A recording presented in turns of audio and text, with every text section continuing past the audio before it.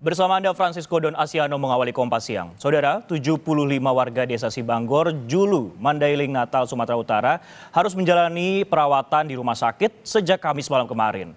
Mereka diduga alami keracunan gas beracun proyek pembangunan pembangkit listrik tenaga uap. Ruang instalasi gawat darurat Rumah Sakit Umum Daerah Panyabungan, Mandailing, Natal, Sumatera Utara pada Kamis malam dipenuhi pasien yang diduga keracunan gas.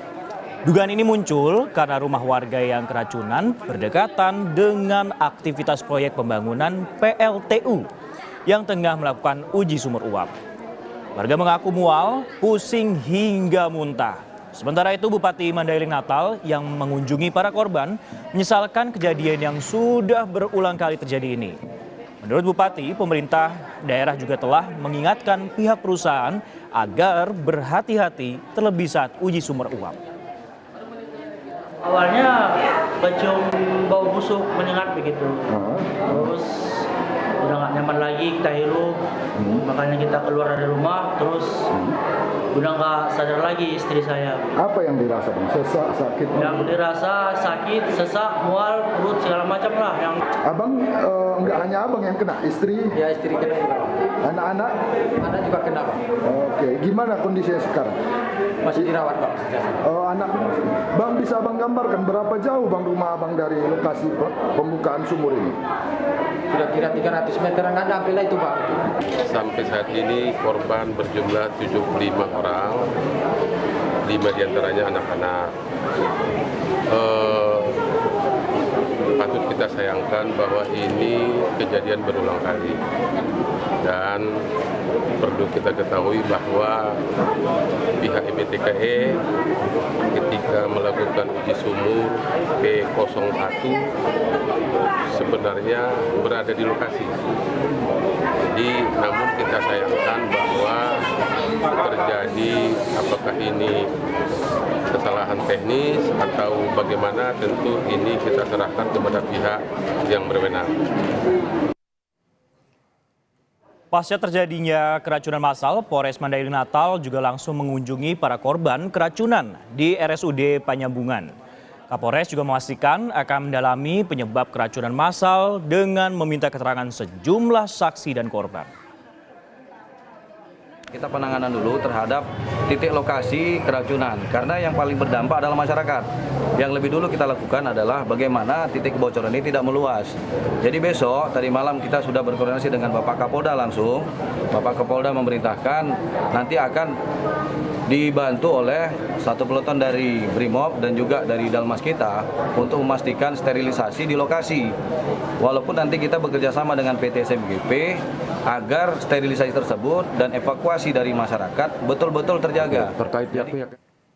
Lebih lengkap bagaimana kondisi warga yang keracunan gas beracun proyek pembangunan pembangkit listrik tenaga uap, kita tanyakan kepada jurnalis Kompas TV Hairul Bazar yang berada di sana. Selamat siang Hairul, bagaimana kemudian kondisi para korban hingga saat ini? Berapa yang masih dirawat dan berapa yang kemudian sudah dipulangkan?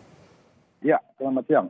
Hingga siang ini sebanyak 106 pasien yang diduga keracunan masih mendapat perawatan intensif di 2 rumah sakit daerah di Kota Panyabungan. Terdapat 9 orang anak-anak yang menjadi korban. 1 diantaranya yang masih balita, umur sekitar 4 bulan.